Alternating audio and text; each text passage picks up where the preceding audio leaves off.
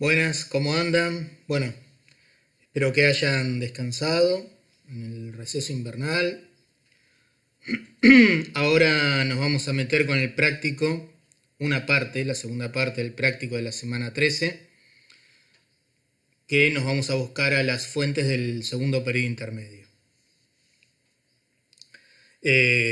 También las fuentes son bastante porque dedicamos esta unidad 4 a la literatura, ¿sí? Y la semana que viene también vamos a trabajar sobre el texto del Código de Hammurabi, ¿sí? Como así trabajamos en el Reino Medio, lo de la profecía de Neferti y el cuento de Sinué, que son fuentes largas, muy ricas y muy interesantes quizás para pensar a trabajar con los estudiantes el día de mañana cuando estemos en el aula. Antes de empezar, bueno, vamos a repasar un poquito el tema del espacio y el tiempo, ¿sí? Nos ubicamos en este segundo periodo intermedio y sabemos que es un periodo de fragmentación. Por lo tanto, vamos a tener una parte de la región hasta Kusa o Kusae, en donde vamos a ubicar estos ixos, de los cuales ya Pablo habló, ¿sí? Asiáticos egipcianizados en la región, la dinastía 15 principalmente.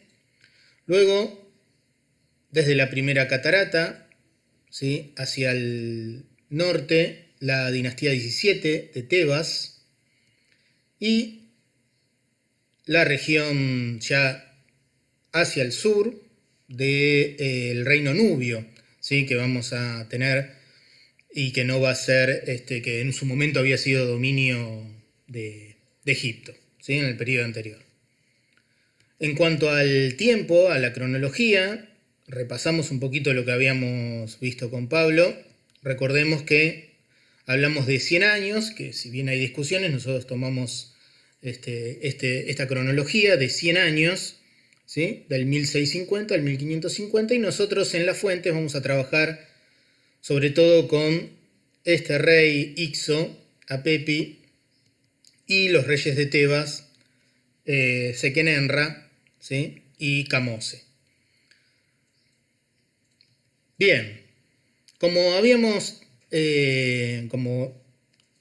visto, el tema de los asiáticos en Egipto no data del segundo periodo intermedio, sino que es un proceso, ¿sí? De siglos anteriores, y sobre todo en el Reino Medio, en la región de lo que es el delta oriental, se van a asentar estos asiáticos provenientes del Levante, preferentemente de la zona de Biblos, ¿sí?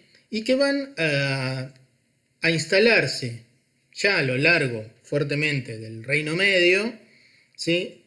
Y que van a realizar tareas, ¿sí? O actividades muy importantes para el Estado egipcio, como puede ser el comercio, la construcción de barcazas, el comercio también y la distribución marítima, ¿sí? Y también van a tener roles militares, etc. Por lo tanto, vemos que la idea del Ixo como invasor, esto que había trabajado Pablo, no es tal, sino que es un proceso en donde ese asiático instalado en Egipto, bajo el reino medio, empieza a egipcianizarse. Y esto lo podemos ver, ¿sí? En esa región. Si bien Tel el Daba, como va a ser la futura, o Avaris, la futura capital de los Ixos, no es el único sitio en el delta oriental con habitantes cananeos durante la dinastía 13, sino que empieza esto a ubicarse en varias regiones. Pero vemos con esta fuente que nosotros tenemos ahí, la tumba de un funcionario, del Estado egipcio, ¿sí? Un mayordomo del tesoro, Amu el asiático, ¿sí? Entonces, lo que nosotros analizamos acá, según el cuadernillo de trabajos prácticos, es que lo que nos plantea la historiadora Flamini, ¿sí? En un extracto que sacamos de otro texto, que está en el cuadernillo de fuente, es que la tumba de un funcionario con el título de mayordomo del tesoro, llamado Amu el asiático, su nombre y título en esa tumba están escritos sobre un escarabajo en jeroglíficos, ¿sí?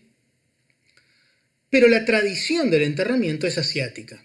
Ahí vemos el sincretismo, ¿sí? Y la egipcianización de estos asiáticos. Porque el cuerpo estaba en posición contracta, como los enterramientos en la zona del Levante, equipado con armas y cerámica del tipo de Tel y Ajudilla, y delante de la tumba se hallaron entre 5 y 6 asnos enterrados, propio de del enterramiento, de la forma de enterramiento asiático. Y a su vez también Baal empieza a ser asimilado a Set. Baal es una divinidad de la zona del Levante, asiática, pero empieza a ser asimilado a Set, el dios que representa lo extranjero, ¿no? El caos, ¿sí? Por antonomasia dentro de la cosmovisión egipcia. Es decir, va a haber una incorporación de una divinidad asiática posteriormente, ¿sí? Al panteón egipcio. Por lo tanto, vemos que hay aportes de estos asiáticos que empieza lentamente, ¿sí? A generar este sincretismo cultural. Digo, con esto la idea es despejar la idea de la invasión, ¿no? La idea de una aparición de golpe en donde hay asiáticos gobernando en Egipto, sino que es un proceso de asentamiento a lo largo de los siglos. Vamos a las fuentes que tenemos para trabajar. Una es la disputa de Sekenenre y Apopi. Sí, fíjense, nosotros agarramos extractos de la fuente, ustedes léanla de forma completa. Pero aquí comienza a darse este conflicto ya hacia fines del proceso del segundo periodo intermedio, ¿sí? Dice, ocurrió que el soberano Sekenenre era el gobernante de la ciudad del sur, ¿sí? Cuando hablamos de la ciudad del sur hablamos de Tebas. Había sin embargo dura aflicción en la ciudad de los asiáticos, estando el príncipe Apopi de Avaris. ¿Qué nos demuestra hasta acá la fuente? Bueno, que hay dos reyes gobernantes, ¿sí? Uno, la ciudad de los asiáticos, Avaris, Apopi, y el otro en la ciudad del sur, Tebas, Sekenenre. Todo el país le presentaba ofrendas trayéndole sus tributos, y el norte hacía lo mismo con todos los buenos productos del delta. El rey Apopi tomó para sí a Set como único señor, ¿sí? Incorporar a una divinidad egipcia a la cosmovisión de estos reyes de origen asiático. Y no servía a ningún otro dios que hubiera en todo el país excepto a Set. Construyó un templo, un trabajo bueno y de eternidad al lado de la mansión del rey Apopi. Solía aparecer al alba al día para hacer sacrificios a Set. Y aquí el conflicto. Se le condujo a presencia del príncipe de la ciudad del sur, se le dijo al heraldo del rey Apopi, ¿para qué has sido enviado a la ciudad del sur? Es decir, un funcionario es enviado a la ciudad del sur, ¿sí? Por orden de Apopi, el rey Ixo. El mensajero le respondió entonces, es el rey Apopi el que me envía a ti para decir, haz que se abandone el estanque de hipopótamos que se halla al este de la ciudad, pues impide que el sueño acuda a mí tanto de día como de noche. El ruido que hacen llena los oídos de la gente de su ciudad.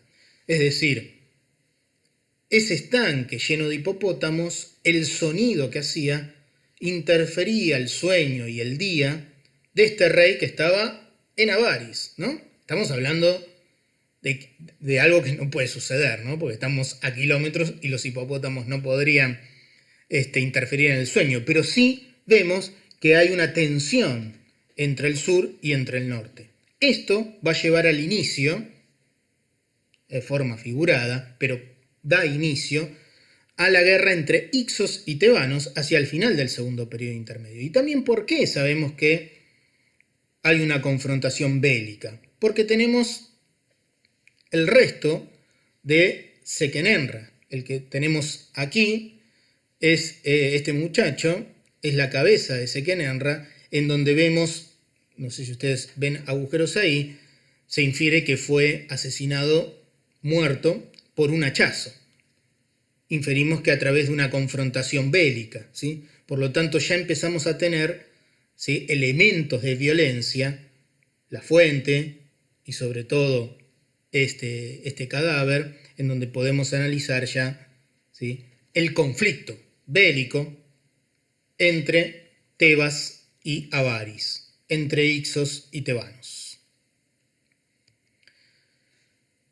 La otra fuente que tenemos, que es la tablilla 1 de Carnarvon, ¿sí?, este muchacho que encontró esa tablilla en el siglo XIX, ya habla en el reinado de Camose, ¿sí?, el último rey de la dinastía 17. Y fíjense lo interesante de esta fuente. Primero, Su Majestad habló, insisto, lean ustedes después toda la fuente, pero nosotros tomamos extractos para empezar a analizar este proceso de confrontación. Su Majestad habló en su palacio al consejo de los nobles que estaban en su séquito. Su Majestad Camose, ¿no?, ante un consejo de nobles, habla y dice: quisiera comprender para qué sirve esta fuerza mía. Un príncipe está en Avaris, el otro está en Kush, Nubia. Y aquí yo estoy asociado con un asiático y un nubio. Cada uno tiene una porción de Egipto y divide el país conmigo. No los voy a tolerar. Nadie puede asentarse porque es despojado por los impuestos de los asiáticos. Contenderé con él para que pueda abrirle el vientre. Mi deseo es salvar a Egipto y castigar a los asiáticos. Esa es la posición del rey ante el Consejo de Nobles, ¿no? Un Egipto que está compartido, no es natural, no hay orden desde esta mirada. Pero fíjense lo interesante cuando le contesta este grupo de notables. Los notables de su consejo dijeron: mira, el agua es asiática hasta Kusa, y han sacado sus lenguas para poder hablar todos juntos, en tanto que nosotros, es decir, Egipto, Tebas, estamos cómodos en nuestra parte de Egipto. Elefantina es fuerte y del medio del país está con nosotros hasta Kusae. Lo más aparejado de sus campos es arado por nosotros y nuestro ganado es pastoreado en el delta. Espelta es enviada para nuestros cerdos. Nuestro ganado no ha sido quitado. Él tiene el país de los asiáticos, nosotros tenemos el Egipto. Si alguien viniese y obrase contra nosotros, obraríamos contra él. Es decir, para este Consejo de Notables no hay un Egipto natural, de fronteras naturales que va del Mediterráneo hasta la primera catarata. Aquí hay una parte que es de los asiáticos y una parte que es de Egipto, ¿sí? Y en tanto y en cuanto no haya confrontación, no iniciaremos ninguna acción bélica. Estas dos posiciones entran en tensión y, como vemos a lo largo de las fuentes, Camose va a llevar adelante el avance hacia los asiáticos. Pero miren lo interesante, desde el mismo Egipto, funcionarios no cuestionan que los asiáticos estén instalados en el norte de lo que sería un Egipto natural, ¿no? Para pensar el tema de las fronteras también y el tema de la mirada hacia el otro. La segunda estela de Camose, ¿sí?, ya habla aquí de el enfrentamiento bélico de Camose en la avanzada hacia los asiáticos. Tu retaguardia, tu espalda, se ve mal cuando mi ejército, dice Camose, está detrás de ti.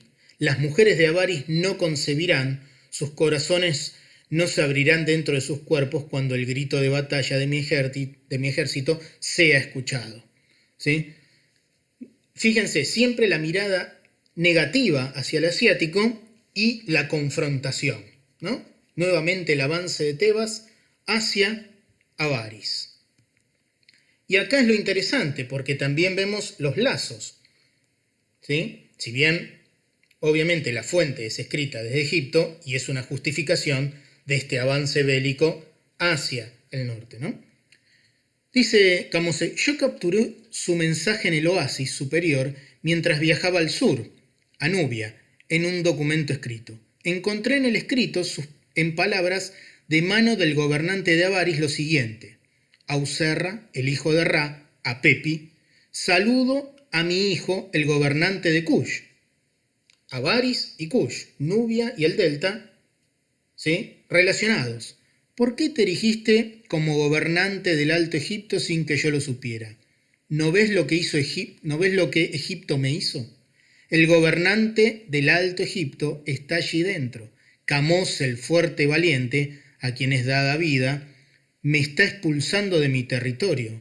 Yo no lo ataqué a él del mismo modo que todo lo que él me hizo contigo. Él cortó esta tierra en dos para su aflicción de Egipto, mi tierra y la tuya. Él la destruyó. Ven, viaja río abajo, no dudes. Mira, él está aquí en mi mano. No hay nadie esperando por ti en esta parte de Egipto. Mira, no lo dejaré ir hasta que tú hayas llegado. Entonces nos dividiremos aquellas ciudades de esta parte de Egipto. Fíjense que Camós se capta esta carta que iba dirigida al rey de Kush, en donde le decía, avanzá, que Camós está aquí, vamos a derrotarlo y nos dividiremos la región que estaba gobernando Egipto. ¿Sí? Pero lo que nosotros sacamos acá de interesante es la relación que hay entre Avaris y Kush, ¿sí?, y Nubia. Y también la importancia, ¿no?, que tenía ese reino Ixo. Me moví rápidamente hacia el distrito de Tebas en la estación de la inundación, dice Camose. Cada rostro estaba brillante, la tierra en abundancia, la costa se volvió resplandeciente. Tebas en festival, mujeres y hombres salieron para verme, todas las mujeres abrazando a sus compañeros, ningún rostro en lágrimas. Yo quemé incienso para Amón en el lugar santísimo, en el lugar donde es dicho, recibe cosas buenas. Él le dio la cimitarra al hijo de Amón, que viva esté próspero y sano, el rey viviente, Wadi Keper Ra, el hijo de Ra, Camós el fuerte valiente, a quien es dada vida, el que somete al sur, el que repele al norte. ¿Sí? Otro elemento, la aparición de Amón, que nosotros lo vamos a ver, una divinidad propia de Tebas que se consolida ya en el reino nuevo, ¿sí?, asociada a Ra, ¿no?, esta figura importante. Y a su vez también cómo Tebas empieza a vivir con Camose, siempre desde la mirada de Camose, desde Egipto, ¿sí?, y cómo repele y somete al sur y al norte.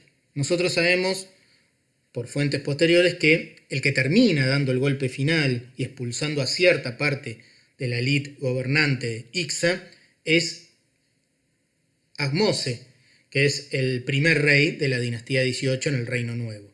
Pero, primero, lo que podemos destacar de acá, el avance bélico, la contienda, la mirada negativa hacia el asiático, la relación entre Avaris y Nubia, ¿sí?, y la aparición de una nueva divinidad, Amón-Ra.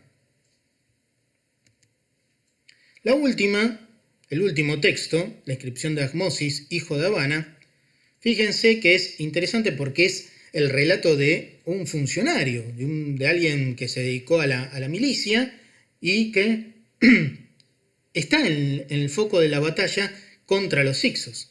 Fíjense lo que dice, es una inscripción en primera persona, no de un faraón, ¿no? Me crié en la ciudad de El Cab. Mi padre fue un soldado del rey del Alto y Bajo Egipto. Sequenenra, el justificado, cuyo nombre era Bebe, hijo de la mujer Ronel. Es decir, ya es descendiente, ¿sí?, de funcionarios y de funcionarios militares, ¿no? Proviene de descendencia militar, ¿sí? El comandante de una tripulación, Ahmose, hijo de Habana, el justificado, dice: yo os hablo, gente, para que estéis enterados de los favores que he alcanzado. He recibido el premio de oro 7 veces en la presencia del país entero, y de la misma manera esclavos y esclavas me han adjudicado muchos campos. ¿Sí? Fíjese lo que obtiene, lo que va obteniendo y cómo va progresando este Ahmosis, ¿sí?, a lo largo de la batalla, ¿no?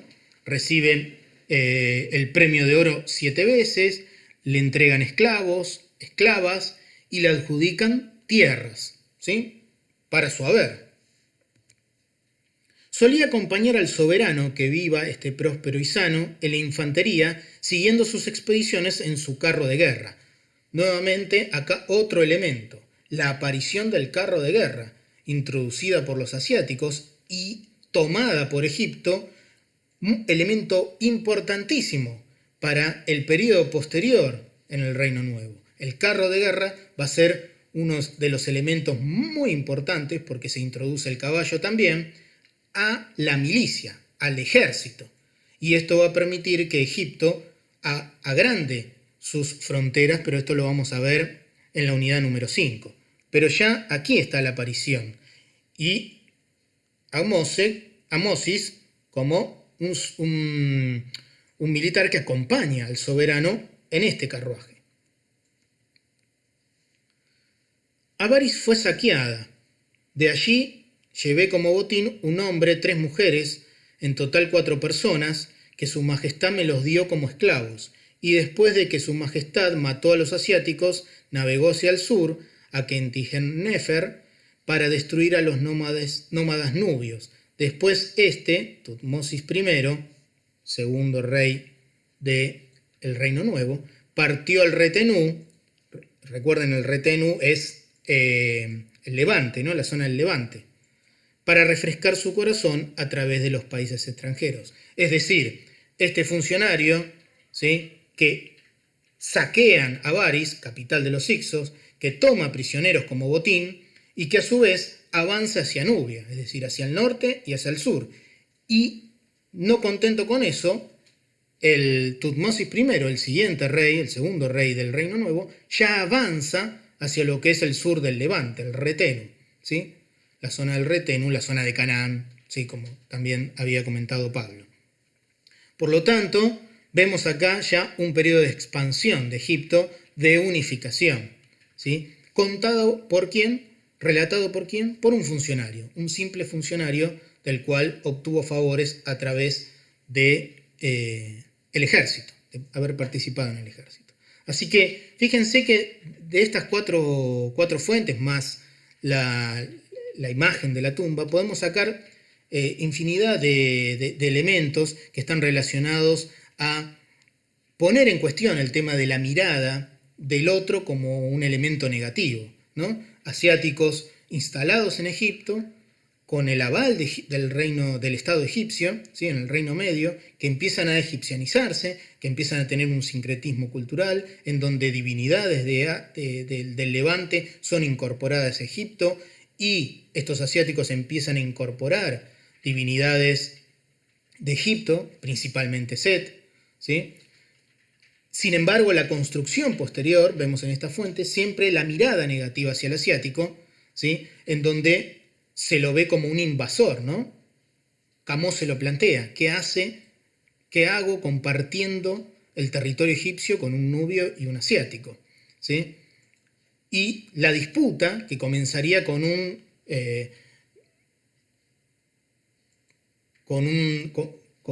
este enfrentamiento que le propone a Popi a Sekenenra cuando le plantea esto de los hipopótamos, ¿no? Pero ya vemos en la segunda estela de Camose el avance, la mirada negativa, la destrucción de los Hicsos, ¿sí?, eliminar a los Hicsos y a los nubios, romper esos lazos e instalar nuevamente a un Egipto dentro de esos marcos naturales de las fronteras entre el Mediterráneo y la primera catarata, cosa que se pone en cuestión en la tablilla de Carnarvon, cuando este Consejo de Notables le dice: no hay problema, que ellos tengan su parte asiática, nosotros tenemos esta parte. Entonces, hay mucha riqueza dentro de estos textos y de los que ustedes pueden seguir investigando, leyéndolos de forma completa. Cualquier duda, nos estamos viendo el viernes en el conversatorio y tenemos a su vez todos los espacios de comunicación, como el mail, el canal de YouTube, ¿sí? Así que bueno, eso sería lo último. Cualquier duda, nos estamos comunicando. Sigan cuidándose. Nos vemos.